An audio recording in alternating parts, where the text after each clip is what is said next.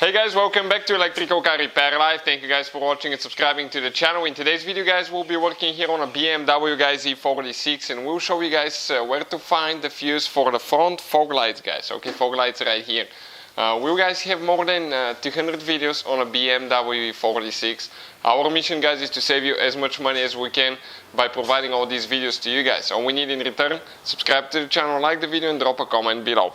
Now, this should work for the whole generation from year 1998 all the way until 2006. So let me explain guys what needs to be done. All the tools and parts including the replacement fuses will be listed in the description of the video below.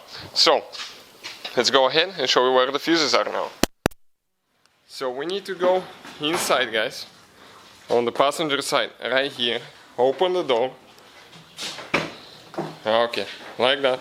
Open the door and we'll need to guys go ahead and open the glove box now. Okay, right here. And once we open the glove box, okay, we're going to go ahead. Okay, and right here we have two white things, okay, that we need to turn towards the outside. And once you do that guys, okay, your fuse box will drop down. Okay, you can see just like that guys. And what you're looking for now? Okay, you're looking now guys for fuse, okay, fuse number 38. You can see on top you have the fuse numbers printed here on the border. Okay, they're engraved in the plastic. So fuse number 38 guys, okay, will be the very first fuse on the left side, okay, right here. This is the fuse that we're talking about. So that's the fog light fuse guys. How you remove it? Okay, you grab the puller. Okay, pull it out like that. Get on top of the fuse, squish down and pull it out. This is the fuse. Now all the replacement fuses guys, all that will be listed in the description of the video below guys for your convenience. Please check it out later. Okay, all we need to do now, I need to grab it with my right hand to install this one.